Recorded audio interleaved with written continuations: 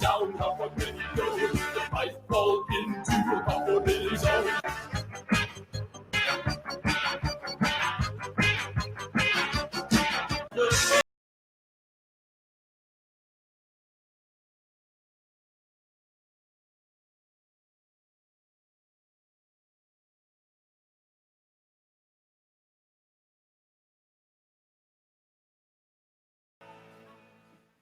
Okay, everyone, we're back with the second episode of Under the Radar. Welcome back, Randy. Thanks a lot, Jim. This is another episode of Under the Radar. I'm your host, Randy Unger. And with me is a very Ghostbuster-centric episode today because I got two very special gentlemen here, two New York City Ghostbusters. As you know, I am also a New York City Ghostbuster, so I'm very proud and humbled and honored to have these two gentlemen here with me. We've got Matt Habermann. How are you, sir? I'm doing good. Happy to be here. Thanks for being here. This is amazing. It's really fun. Yes, it is great. Yeah. And more of a veteran Ghostbuster, Mr. Dan Shaggy Hoffman. How are you? I'm here. I'm alive. You are here. I'm here. I'm alive. I'm good. Good. So how are you guys doing today? Doing well, although we had a very fine drive coming in here. Yeah. We did. It wasn't exactly a ghost. But it was a giant bumblebee or a honeybee, I think. Honeybee. It found its way into the car, and it scared us a little bit, more so than a ghost, I'd say. Yeah, we still got here right on time. But we made it here. We're in one piece, and this is great. And it resulted in no coffee. That too. I apologize for that. So yeah, guys. So how did Ghostbusters enter your life? I want to hear your individual stories of the first time that Ghostbusters touched your life. Matt. Well, Ghostbusters, the first memory I had of Ghostbusters was when I was 5 years old, watching the real Ghostbusters cartoon. I fell into it. Then I watched the movie Ghostbusters, and it's my favorite movie of all time. No other movie can top it. But then one time I was watching Netflix and the movie Ghost Heads found. Oh. And yes. That fun movie. Yeah, that fun movie. For you guys who don't know, Ghost Heads is a documentary about ghost heads who are people who dress up as Ghostbusters like us and go to conventions and events and basically just lift the spirits. Excuse the pun. But yeah, you saw Ghost Heads and it inspired you? It just pushed me more to that there's these people that love the films and is out there in Ghostbusters flight suits, and I felt like this is something that I loved Ghostbusters throughout all my life, and I want to continue. And this is what I thought: people my age dressing up in the flight suit, going out, making people happy. That's what Ghostbusters do. Yeah. And as a 5-year-old kid, you didn't think that one day you'd actually be a Ghostbuster, did you? I didn't think I would be having a flight suit. All right. I don't think anybody at that age would ever think they would flight suit. It's like one of those things. It's like a car. You buy it, and you're like, that was a good idea. Then it gets wrecked once. You're like, that was a bad idea. That was a terrible, terrible idea. How did you get involved with it? How did Ghostbusters impact you? Well, basically, I was showed by my dad showed it to me when I was really little. I saw Ghostbusters 1. And I was like, all right, you know what? I watched it until the tape broke. Then I cried when the tape broke. And then my dad was like, all right, I'm going to take you guys to see Ghostbusters 2 in theaters. And I was like 7 at the time. Was I 7? I think I was 7. I'm not really sure if I was 7. But anyways.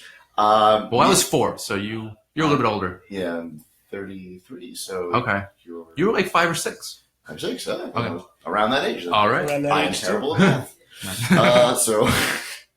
Me and my brother, we were watching the movie. They got up to the part of the slime. And I don't know what it was about the slime. It terrified me, but then I was obsessed with it. I wanted to like always be like, okay, I want to know every inch and every little feature about it, like what's the makeup, this, that, all the chemical stuff. So I went deep science with it. I was like, oh, this is amazing. And then just from that, I was like, well, I like Ghostbusters enough. And people were like, hey, well, you can always be it for Halloween. So I was like, all right, a couple Halloweens in a row. I just dressed up. And I was like, then Comic-Con came around. It was like the first one I went to. I was like, all right. From there, it was just stack on stack on stack. Whereas like now, like I'm known as the guy who goes to like they're like, oh, you know Shaggy, he's got the Ghostbusters thing, and they're like, oh yeah, it's really good. Yeah. But no, yeah, from that it was just impacting my life because then it was just seeing the smiles on people's faces. Because at Comic-Con that year, that I was like, all right, I'm wearing this Meet Nerdy Hudson, got my Ghostbusters stuff on. I had a little kid behind me, and he just had the face of, what the hell is that? Right. I'm like, and I didn't even have the pack at the time, so that was the best part. So then he's just staring at me, and I'm like, at first I'm like, he's giving me the death stare. I'm like, or he's just in disbelief. I'm like, okay, I'm like, let's see what we can do. I'm like, hey buddy, you want to take a picture with me?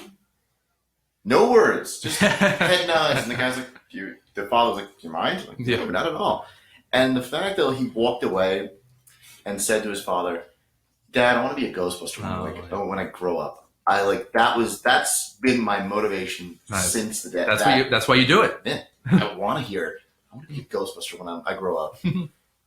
So yeah, it's like when between 5 years old and 30, it's like this. It's weird, this gap.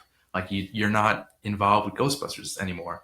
But then when you go to a Comic-Con and you see someone wearing a proton pack walking around with a flight suit, it's like, okay, I think my childhood's creeping back into my life, and this isn't so bad.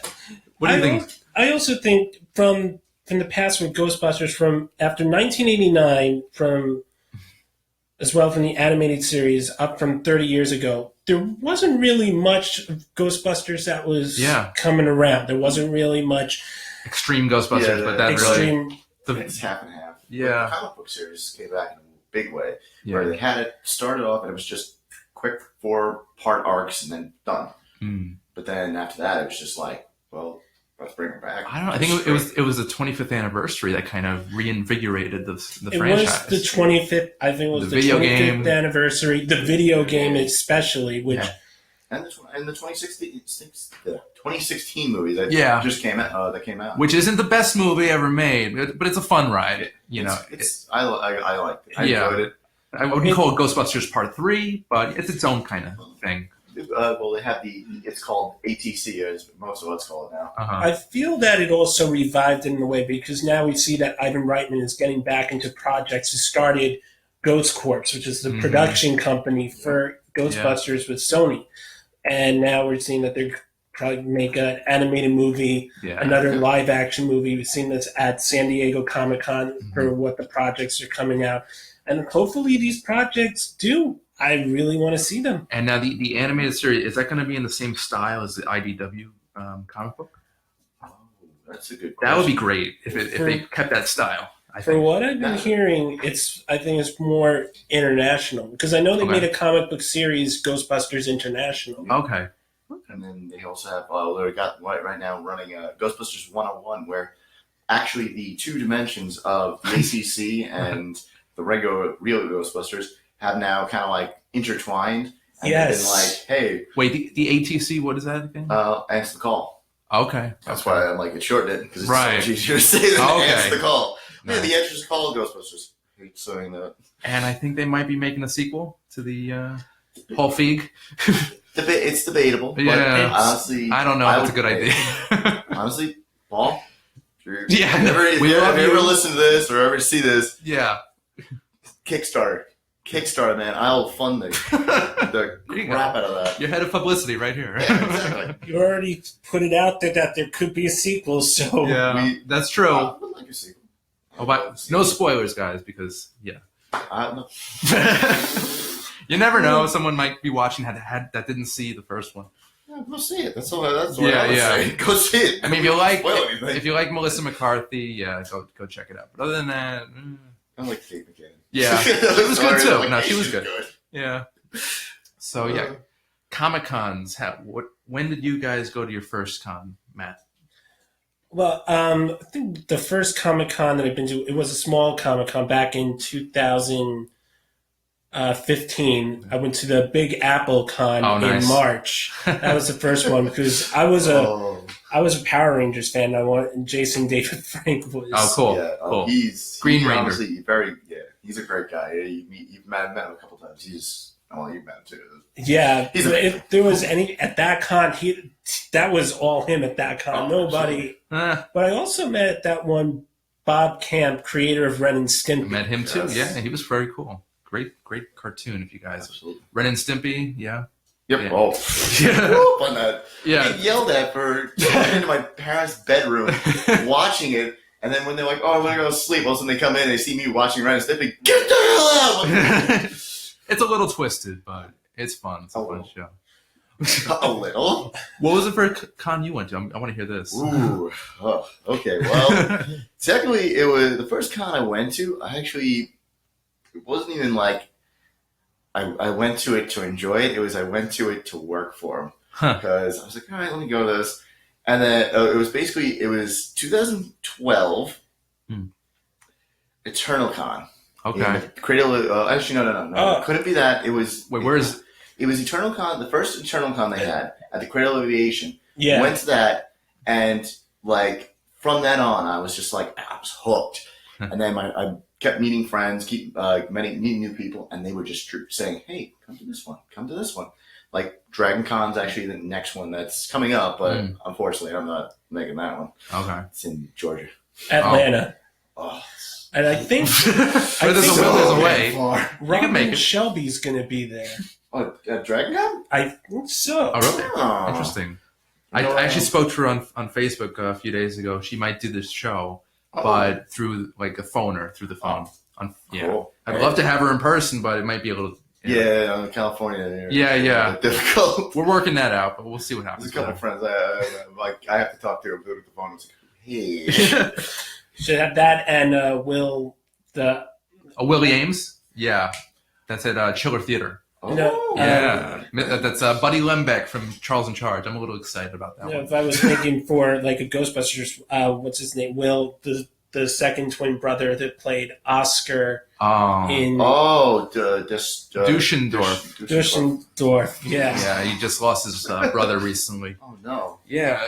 It's, Hank, right? Hank was the one? Hank, yeah. Yeah. He was baby Oscar in Ghostbusters too, so it's very sad. Anytime anybody that happens to, like, it's heartbreaking. Like, I know just recently, what was it?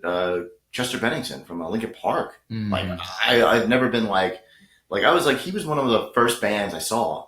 Yeah. And that was heartbreaking because I was like, it was best concert I've ever been to. It was Project Revolution.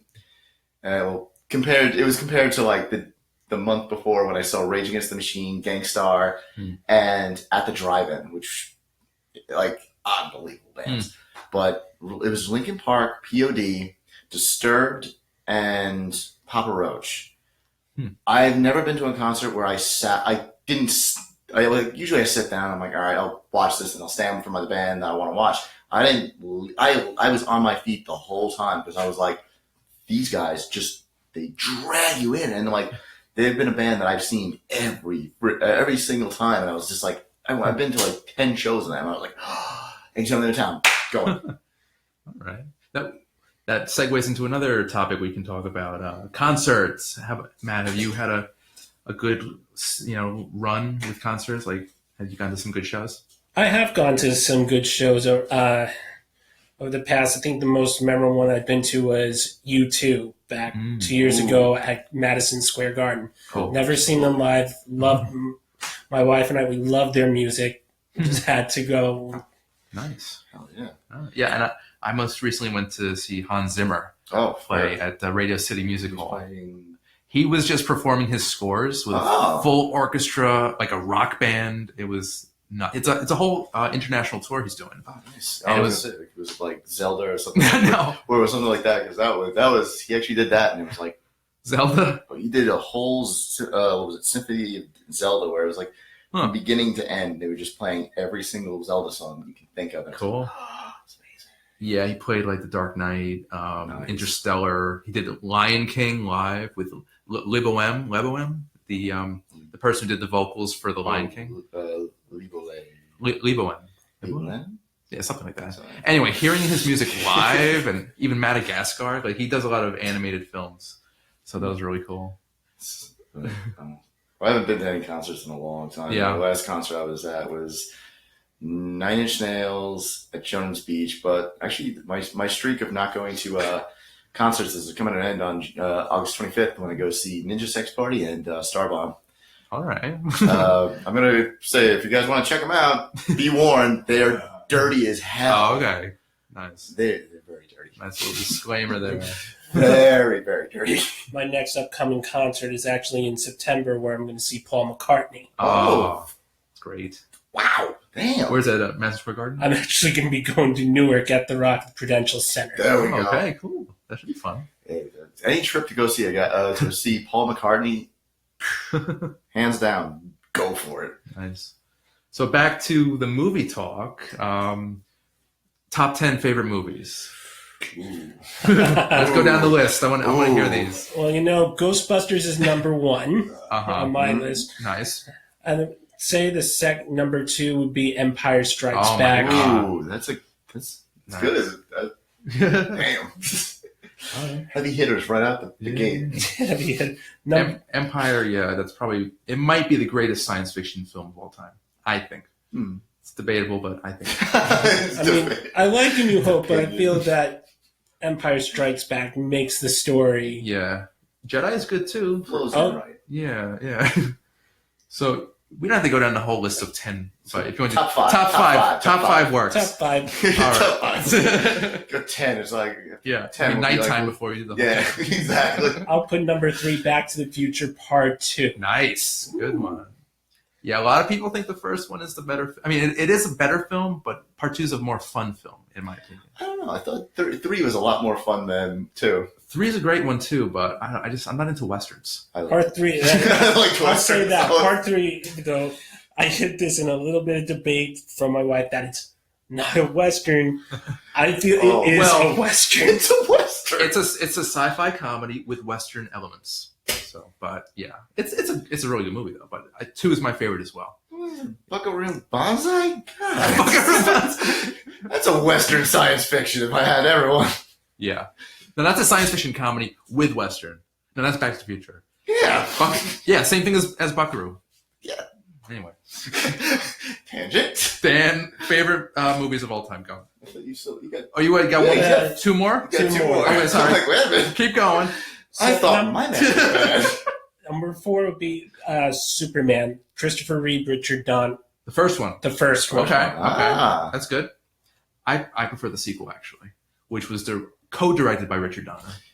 Is it the Donner cut or the original cut? I have not seen the Donner cut. Donner cut is it amazing? Really good. Yeah. It adds a little bit Good, extra. you're going to borrow that one. Okay. Sounds good. It adds more than the recent Batman versus Superman, where they're like, the Ultimate Edition. It adds a lot more, and it explains a lot more. It added more questions. Yeah. God, I hated that movie. It was frustrating. Hard to watch. Frustrating is putting a cheese grater to your face. This was hitting He's yourself not a with a fan. shovel Yeah. and then stabbing yourself in the leg. Okay. That's graphic. Matt, you got one more. One more. Oh, wow. Choose wisely. If it's anything, I would say my 5th movie of all time be The Mighty Ducks. Wow. Interesting. Ah. So you got all these sci-fi superhero movies and then Mighty Ducks. I like that. I like that. You have to have inspirational people. Yes, and Emilio. You need Emilio Estevez. So that's cool. All right, it's a good list. I like it. Mr. Hoffman. Ooh, okay. Well, you guys would be like, what the hell is wrong with you with this list? All right, so unfortunately, Ghostbusters is not my top, but is my second. Okay. My top being Scott Pilgrim vs. the World. Really? I love that movie. It literally, I always personify it as being my cruel, cruel life. because I am a bass player. Okay. I am terrible with women. I don't know. Don't hold back now. Oh no. Oh no. And just everything that could go wrong. Yeah.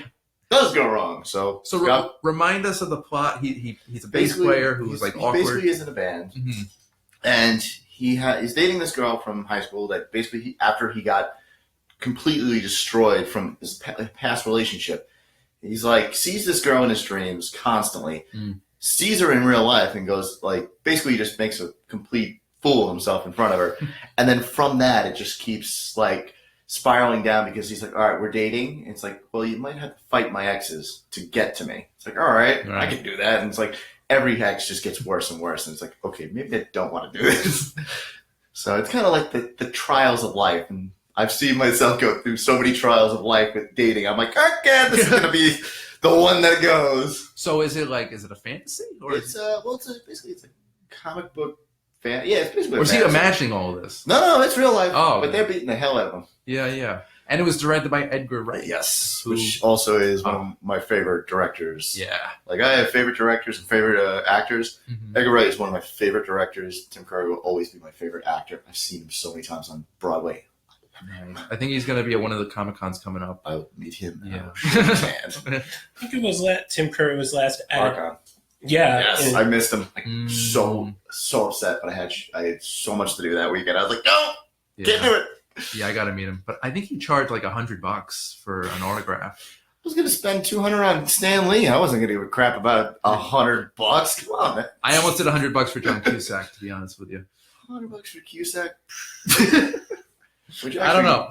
Funny story. Okay. Leads into my negative one. My third favorite actually is, oh God, I completely spaced on the movie. What the name was.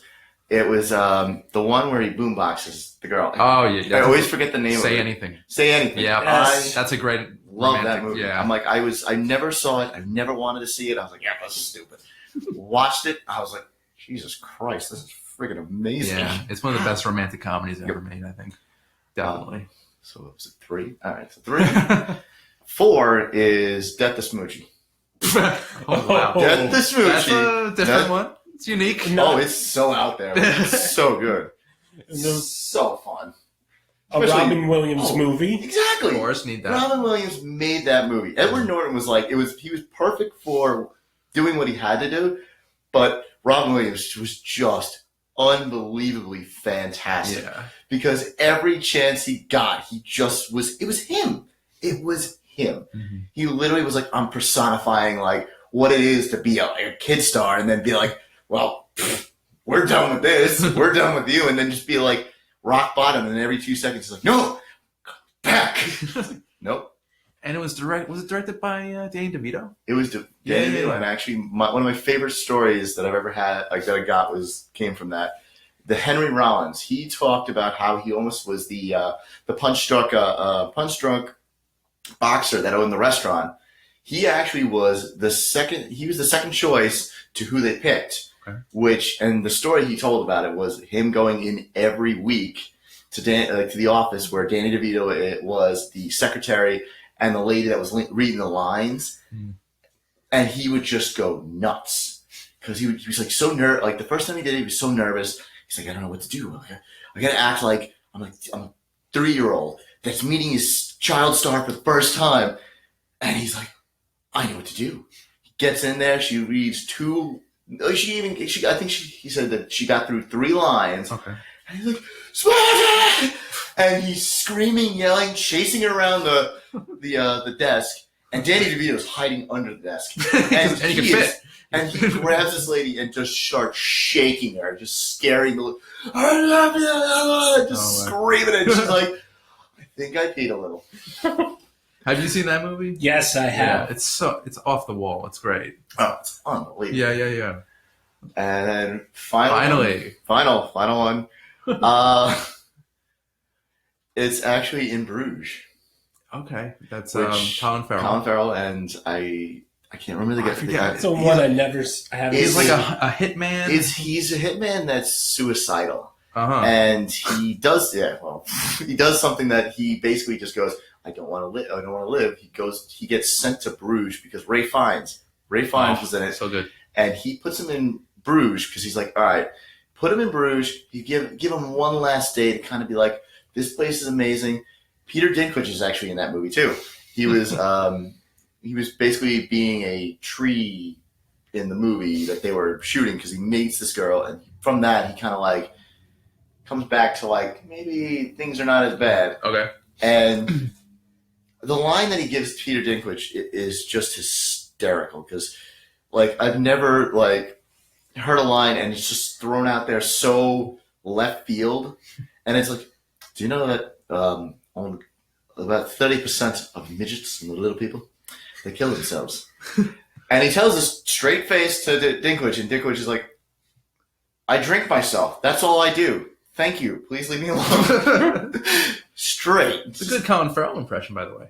Okay, well, and then as a cosplayer, you gotta learn how to do many voices. There you go. So as for my top 5, I guess would be Don't Hate, but Ghostbusters 2 for sentimental reasons. No. I like Ghostbusters 2.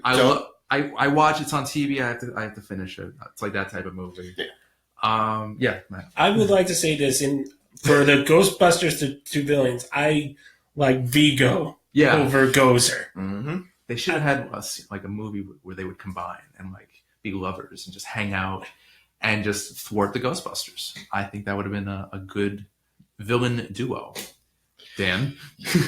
Everybody on Facebook Live could see this, but not the people on the radio. My eyes twitching because of that. No, that'd be a good team up. It would be a good team up. Yeah. But Not that far. No, I didn't mean it like that. Sicko.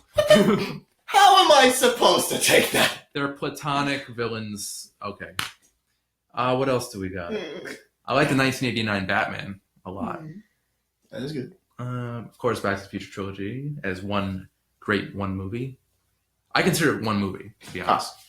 So kind of like the John Wick movies. Yeah. I consider it one movie. Yeah. Because it's scary throughout the whole time. You do not know what the hell Keanu Reeves is going to do. Yeah. And, Jurassic Park. Jurassic Park. So, and last but not least, not a sci-fi movie, but Glengarry Glen Ross. Ah. That's old. I love that movie. I think it's got the best cast ever. Great screenplay by David Mamet, and it's great. Great performances all around. Oh, yeah. Oh, I'm surprised you haven't brought that up in the movie car game. Oh, well, there you go. Exactly. That movie car game. Yeah. So, okay, we should probably segue into our movie review segment. Well, I definitely have the anger for it, so go for it. Here we go. Back up for this one. We'll save that for the end. But the first movie, we're going to just discuss 2 movies right now. The first of which I really enjoyed. Saw it the other night again, called Brigsby Bear. And it's a smaller movie. It's kind of has a Truman Show-like feel to it. About this young guy who's been sheltered all his life, and his parents show him a show that it's like a Sesame Street type show. They showed all his life. Now he's like in his 30s, and he realizes it's not real, and then he's forced to be in the real world. Well, there is one thing that you're definitely missing. Yeah. They weren't his parents. Well, he was kidnapped. okay. I don't know if that was a spoiler or not. No, that's not all right. spoiled. It's just in the IMDb. Fine. Abducted at a young age, he learns to love the bear. So he's abducted, and he gets released from his captors when he's like 30 years old, and only to find out that the show's not real, but he wants to basically recreate it in a movie. And make it real. Yeah, exactly. And I think basically the show didn't end for him. There was no ending. It was a constant series that lasted for over 30 years. Yeah. And his determination was to finish it once and for all so he can move on with his life. Yeah. Absolutely. What do you think, Dan? I like this one. Yeah. You didn't think you would? I was going in there thinking it was like I'm going to put like 4 different channels into like any kind of kids network TV, where I feel like they put these kids on stage and kind of like say, like, they keep them captive and they kind of like release them and go, act for the 30 years we have you, the contract will run out, and then we'll release you to the world, and you'll be nuts like Miley Cyrus. Okay. Interesting take. Well, it's a good movie. Yeah, it was good. Great performances. You got Kyle Mooney, who's on SNL. Yep. He wrote it. He starred in it. I thought he was phenomenal. This was a great first movie for him to actually star in and just really show audiences what he's got. And he was really funny and really good dramatic actor as well. Very. Mark Hamill's in it as well. He plays the father who kidnaps him in the beginning. The bad father. The other father. I Right. would call him that. Just be like simultaneous. And like The Force Awakens, I wanted to see a lot more of him. So it's a shame we didn't. Well, that's going to be coming up in the next film. That's right. With The Last Jedi this Christmas. Yeah, Should be can't wait for that. Yeah, it should be pretty good.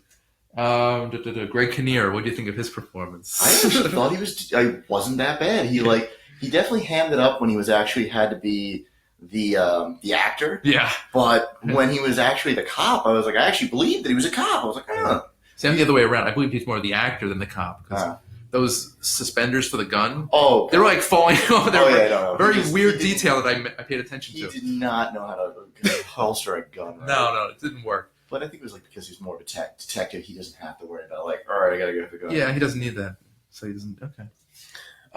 With his performance, he wanted to help the kid. That it's hard. It was hard for for him to get back into real life. It was hard for him, so he did go out of his way from his job to get the props, risking his job, bringing evidence. If you do that in real life, you are out. Yeah. I feel like they got like those with the filming of the movie, they got away with quite a bit because the Brigsby movie. Yeah. Well, no. I mean, like when they were making the movie for the movie, movie within a movie. With a movie within a movie, it's like freaking fourth wall. Breaking my head. So I think they got away with a lot. He's like every time he gets arrested, he gets a slap on the wrist. I'm like half those people would have been like, going away for a little bit, buddy. You got the explosion, marijuana, in the car. Open alcohol container. Stealing his parents' car. Yeah. And then driving 4 states to stalk somebody. Well, borderline. That's borderline. He wanted to meet her. But that's half and half stalking a person. Yeah. At the time, he still felt that Brigsby Bear and all these characters were real. Yeah. But after finding out, oh man, this person is just paying me for extra cash, and realizing, oh man, what have I done? Yeah. The movie is off the wall. It's quirky as hell. I love it. It actually was. I think it's going to be a cult film soon. Yeah, it's one of those movies that it's like you sit there going, all right, there's some cringeworthy scenes, but once you power through it, you're like, this actually it's a nice movie. It's a very sweet movie. It's very endearing. Like there's a scene where they're in the field filming a scene for the movie, and Kyle Mooney goes to the other guy and is like, "You're my friend." That was really nice. Yeah. It was sweet. It was like the Truman Show, but with a little more heart, I'd say. Yep. So yeah, definitely on the radar. I recommend everybody go see it. Brigsby Bear.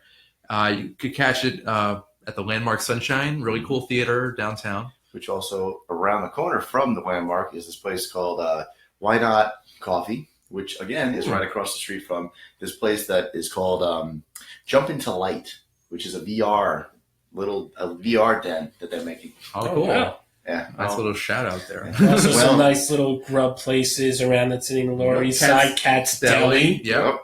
Awesome. I walked past there, couldn't get in, so I was like, I'm going. Oh, really? They have a huge line? Beyond belief. That's crazy. We're sitting outside. I was like, come on. Is that the one Harry Met Sally scene? Yes. Yep. That was the scene where, God, yes. How much cheese happened. Yeah. Perfect reincarnation of that. I don't do girl voices. Nice.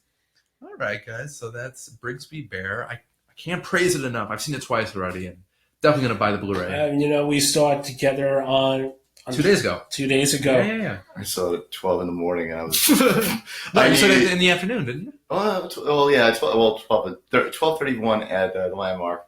And First I showing. was a little asleep, so Oh, okay. I needed a lot of coffee that morning. Gotcha. Well, you powered through this review, and I thank you. Powered through the other one. Here we go. I think I powered through this one a lot easier than Oh, I powered no. through the other one. I'm kind of nervous and excited about this next one. That's why I'm backing up. Yeah. Use the bathroom. You're gonna hear me get a little loud here. Oh, God. So the next film we'll be discussing is unfortunately not nearly as good as Brigsby Bear. Mm. It's actually like a direct-to-DVD type of movie. Oh, I don't even think that would be funny. It's not the greatest I film don't of all think it's even time. on Netflix Oh, or anything. Yeah, it'll be on Netflix. It'll be on late-night cable TV. But yeah, it's on DVD now. It's called Opening Night.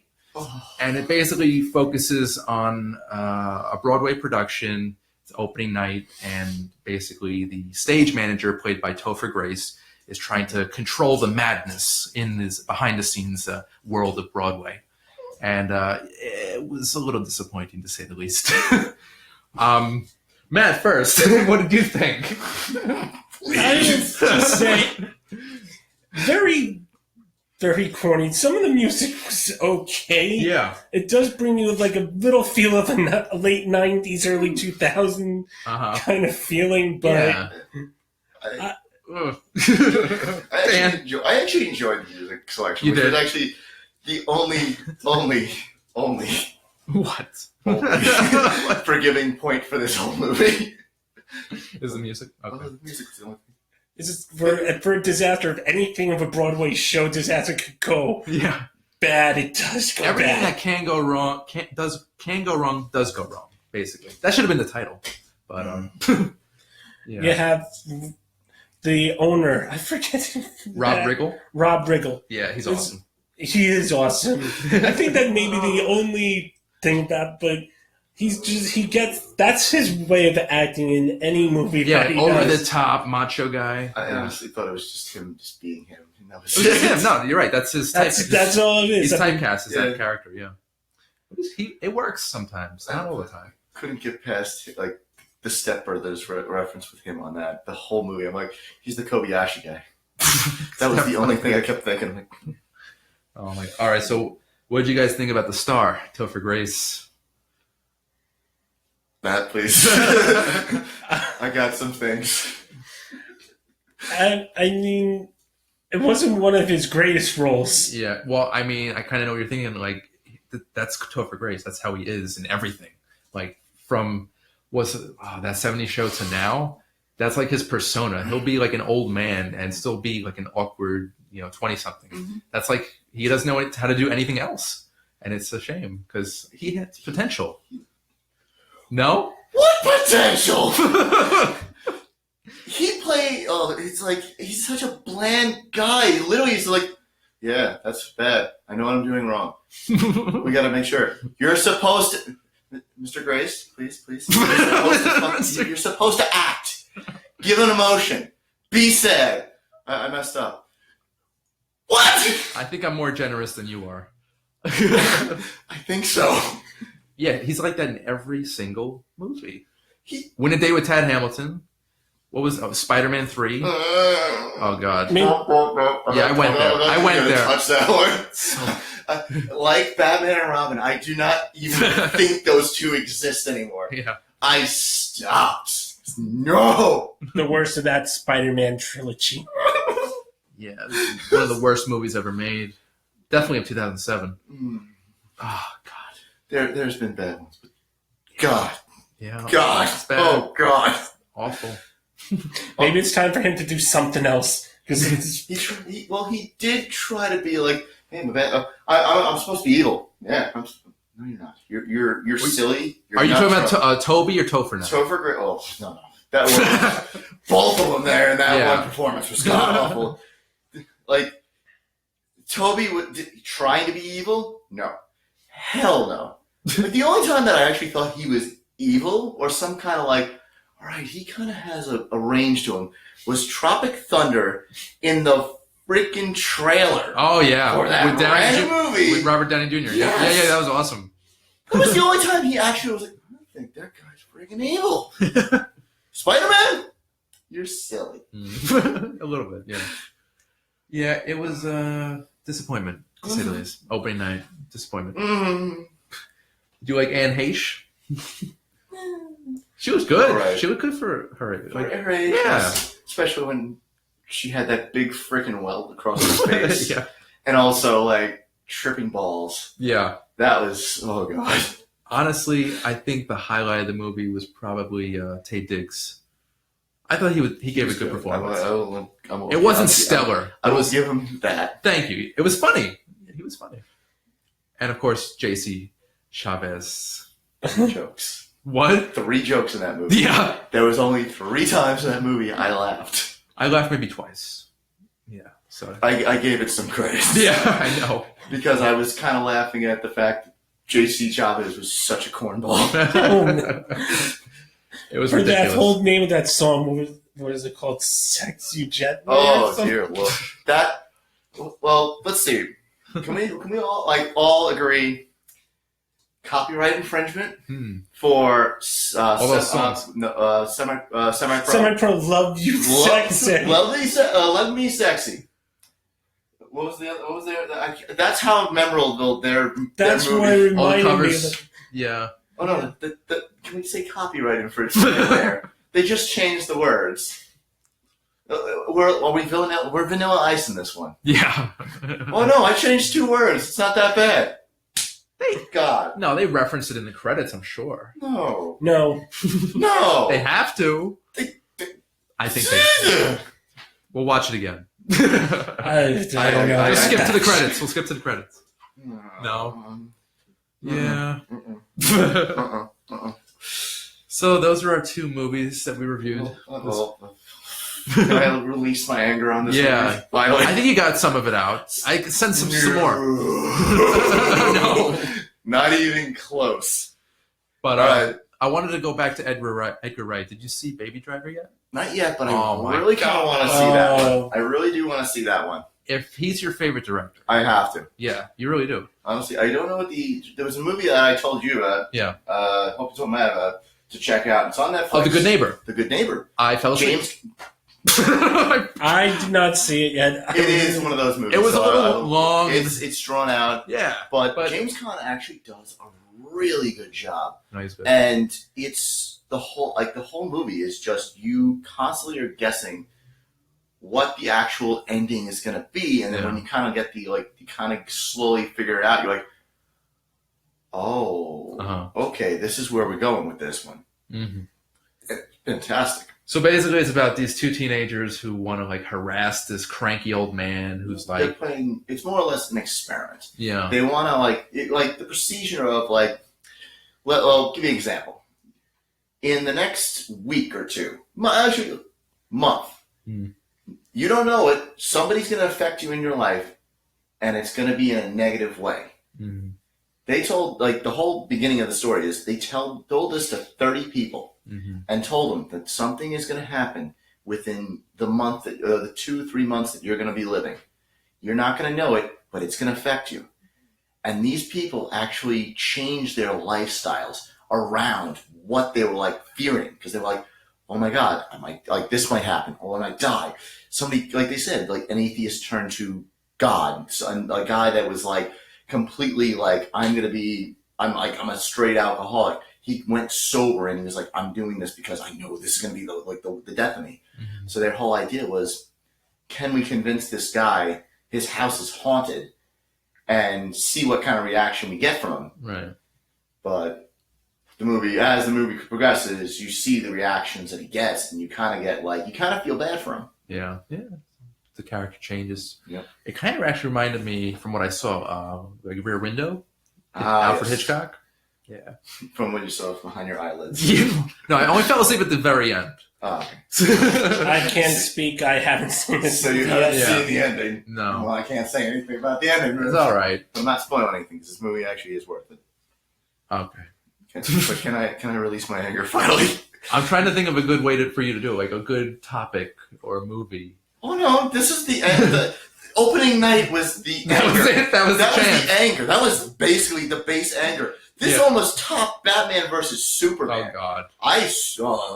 I never came out of a movie theater going, the hell did I just see? Yeah. More than when I came out of that dumb movie.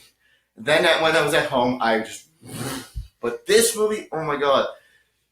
10 minutes. It's 10 minutes. Just to paint you a picture. 10 minutes. You're talking about opening night now? Hmm? Yeah. Yeah. Okay. Oh, no. You don't even want to say it. Oh, no. I don't want to say the title. This is coming down to it's opening night, Batman and Robin, and Spider-Man 3. These are movies I will never repeat the names. Worst movies ever made. I swear to God.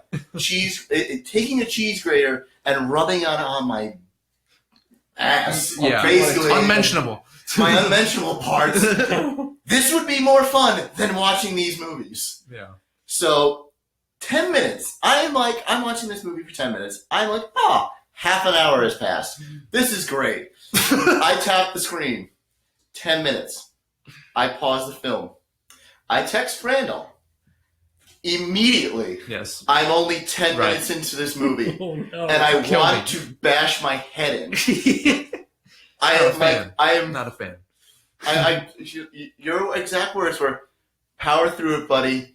It gets a little bit better." It does a little. Half an hour in, I pause the movie again. I text you again. Why? How? It was available. Unmentionable words. I didn't know it sucked that badly. I didn't. At least it went straight to DVD, internet, and DVD. Yeah, but half an hour. Why would you buy it though? I don't know. I know. I would never rent this on Netflix. I would actually use this as torture for people. I bet it didn't even make a profit on DVD sales. They probably lost money from making the DVDs. Yeah, good cast actually. Wasted. Oh God! But half an hour in, I'm still. Why? What was the worst aspect for you, or actor in it? Everything. Everything. It was a communal effort of suckiness. I've honestly worked as a backstage hand. Yes, all that happens. Yes, everything. Everything that's happened in those ways has happened. Yeah. It just was the way they went about it, the way they did it. Honestly, the way they it was basically. They took this basically is a Michael Caine movie. Mm-hmm. Noise is off. It has Michael Caine, Christopher Reeves, Noise is off. I didn't. Yeah. Carol Burnett. Isn't Ewan McGregor in that? No. Okay. John Ritter. Brass is John Ritter is in it. Oh my God! Great cast, amazing cast. This movie is literally. What goes on behind the scenes? The director is literally it's basically opening night every single night, and everybody goes through the motions of who's sleeping with who in the cast, who's going through this, what's going with that. Let's make sure we keep the alcohol away from him because he's friggin' recovering alcoholic, and it's literally just the steps you go through every night, and him just Michael Caine just going batshit just nuts every night, going. Why do I put up with every one of you? Why? But they do it in such a satirical way. This was, we're funny! Hey, we're funny! Yeah. It's not terrible! It's bad. Ah! I think he's got almost all of it out. Slightly. Matt, final thoughts for opening night? If it would be nominated for Worst Picture of the Year for a Razzie, I could see that. I could definitely see that. I would put it up there. Yeah. Yes, Dan, speak. So it's an hour and 23 minutes. Yeah. Way too long. Yes. Right. 7 minutes. 7 of those minutes are watchable. Right. And it's at the end. During the credits. No, before the credits. When he grows a pair and spoil. I don't think anything after this. He gets the girl, ladies and gentlemen. Yeah, he gets. I don't the think girl. I care about spoiling this one. I don't think anybody wants to see it. So yeah, he grows a pair, and it's all right, it's watchable, and they sing it I can't even remember the song. Damn it! It was in my head. It's been stuck in my head. Yeah, It's like, it's one of those earworms. But it was such a like at the end, it was good. Yeah, They sing, I guess, in the beginning and sometime in the middle and then the end. it was a disaster. They sang so many like 90s songs. Like they sang the Bloodhound Gang. Yeah, They sang What Boys Want. obviously some NSYNC. A lot of NSYNC. Bye, bye, bye. Did you get that one? Yeah.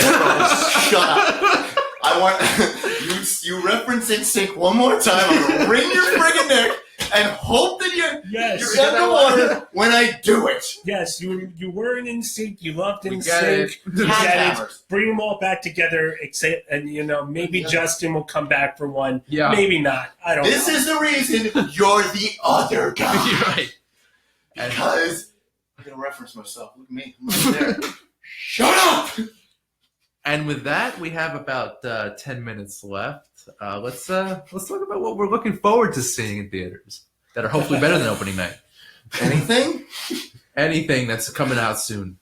No. Anything's better than this. Oh, thank you. I'll tell you what I'm looking forward to. Matt, yeah. Stephen King's It. Oh, yeah. Remake of It. I actually am. I'm Yeah. looking forward to that. Nice. Now, You know, we had a horror writer on last week, and we talked a little bit about that.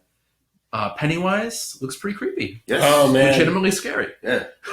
Well, they said this time it's going to be like he's going to be legitimately frightful, other than Tim Curry's, which Yeah. still amazing, but Yeah. They They should just dub him. it's no Tim Curry. They should just It's dub not the Tim Curry. voice. Have the voice of Tim Curry, but the visual of the new Yeah. Pennywise. But I still think the funniest was when they Doug Walker did a review of it, and he was like, I think that when they were doing the library scene, they forgot to tell Tim that the scene was over, so he just sat up there doing whatever he wanted to, and they're like, Tim, stop, please. Okay, we're just gonna let him go. Just let him do his thing. We'll just try to edit it. No, we can't edit that out, can we? He's too loud. Oh my Yeah, God, great. For what I've been hearing about this movie, this is going to be a 2-part movie. Oh, nice, Ooh. nice. So- Yeah, you told me it's first the kids and then the adults. Ah, That's cool. Because that's how they did it through that mini-series part. Right. Yeah. TV miniseries. So it's going to be interesting to see. I Yeah. do want to see it. Do we know who else is in it? Any notables? Not yet. Word I'll has check it IMDb. that Tim Curry is going to have a cameo. yeah. Nice. That'd be He's great. definitely. I think he's like the librarian or like some kind of art, like director of something, or he's like the chief of police, I like don't see something where it's like, that. Maybe like a professor. Or something. yeah, something where it's like, hey, I know you. Yeah. That's cool. Well, as long as they don't bring back the Langoliers, we're good. I like that movie. That Bronson Pinchot with the airplane and Yeah. it was creepy. When you're 10 years old, it's creepy. You didn't think so? No, you have giant nut sacks running at you, scaring the living crap. I thought it was a good movie. I thought it was hysterical. freaky. Balky screaming and screeching like a freaking banshee. No, I'm like I remembered Perfect Strangers. No. Speaking of Perfect Strangers, they're bringing back all the TGIF shows on Hulu.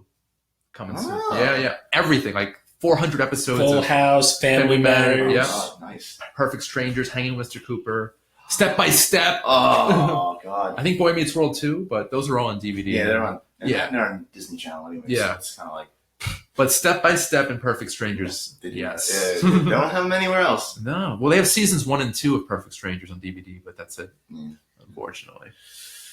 So what else is coming out that you guys are looking forward to? I think we're all for Star Wars: The Last Jedi. Yeah. Absolutely. I'm really hoping Mark Hamill has a bigger role. I think he will. I think that's what it's all expected for him to have a bigger role in It's this. going to be like him just being the Obi-Wan today. Right. He won't have like huge action sequences, Yeah. probably. Just kind of a fatherly sage in the background. I hope he has a lightsaber battle. I Yes. really do. That would be amazing. But I don't know. We'll Yeah. see. Well, one movie I'm actually looking forward to is Thor Ragnarok. Of That course. movie Of looks course. great. Yeah. On sheer fact of the trailer, it was just hysterical because like out of nowhere, and like, when the Hulk pops up and he's like, "Yes!" and they're like, "What the hell is wrong with this guy?" It's like, "Oh, I know him from work. Nice. He's my friend from work." It's like, what the hell? I haven't seen the trailer yet. I have seen the poster. He's got a nice haircut. Good for him.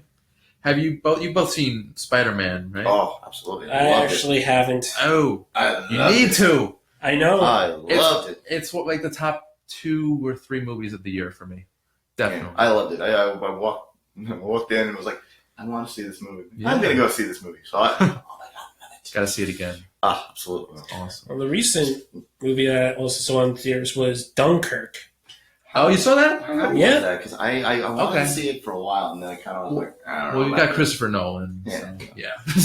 Very violent, Mm-hmm. but it does go mixed because there's times that he goes back and forth with the storylines. Okay. So is it like it's not same setting as Saving Private Ryan? It's the beach of Normandy. Not in the beach in Normandy, no. Oh, Dunkirk is the name It's of actually it. it's a little piece of land in France. Mm. That basically the Germans surround them on the backside of France, and where basically they stuck them on this beach, Mm. and they were stuck there. They Okay. were screwed. It was like shooting fish in a barrel. Huh. They Was were it screwed. after or before Normandy? This was Before, I would say before Yeah, Normandy. I think it was actually 3 months before Normandy. Wow, It was 2. that's a crazy I time. don't know. But no, I just thought I have a best story of a World War II story is actually my grandfather was he drove General Eisenhower around when the Grumman when the Like in a Grumman Jeep? bases were here, he Uh-huh. actually drove him around. He was his personal driver. And one day he was like, "Hey, Hoffman, like I would love to have a second of you." And he's like, "Yeah, my brother's like is in the army." He's like, and they're like, he's like, "Wait, really?" He's like, "Yeah, he's going to Normandy in like 2 days." He's like, "No, he's not." I'm like, I'm like, you saved Grandpa Bill. He goes, "Yeah, I saved Grandpa Bill." Cool. So That's a good one. yeah, it's fun. Well, when I heard that story, I was like, "Oh my God, that's great." Was your grandfather in World War II? No, he wasn't. I think mine was a typist. He's like a clerk, but he's still a cool guy. Yeah. No. Love you, Grandpa. Yes. Yeah. all the elderly are like best. They just tell you everything, and it's like, Yeah. kind of give you the lowdown of what was and what will be, and kind of in a short synopsis Okay. involving "You're an Idiot." All right, guys. So we got like a minute and a half left. Anything else coming out that you want to see, or even on TV?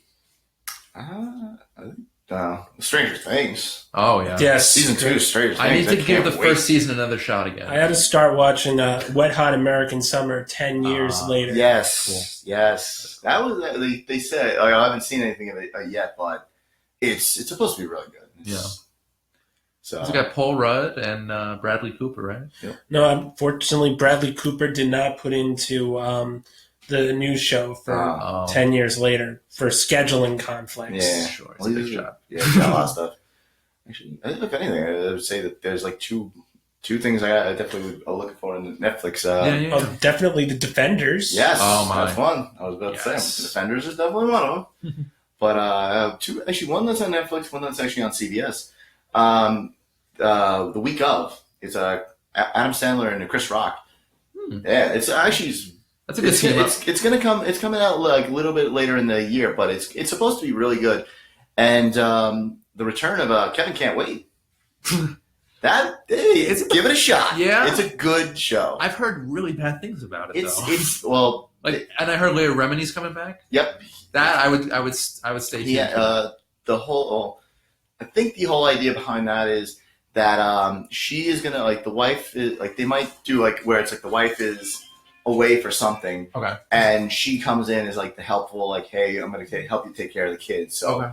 I think that's what they're going with it because they said the wife was a little off, Okay. but I don't know. I'm gonna yes. check it out. I'm gonna check it out. It's a good show. All right, guys. So finally, do you guys have anything to promote? Anything you want to plug, Matt?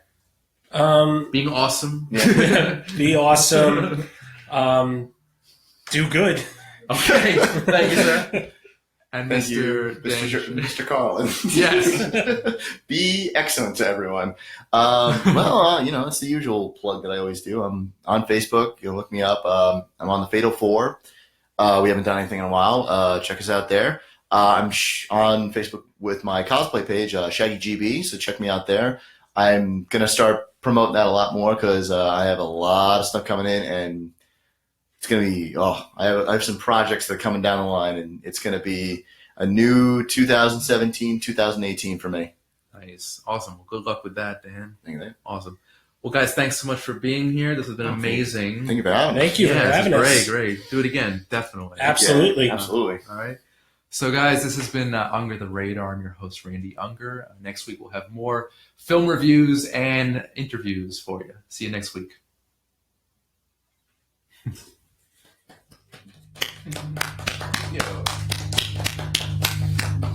This is fun. Yeah, that's good. Cool. Definitely had anger issues with that movie. Yeah, Jesus. I'm sorry, that movie was terrible. Yeah. I had a little bit of problems with the song in the beginning. For some reason, it was like skipping itself. Oh. So I got it myself.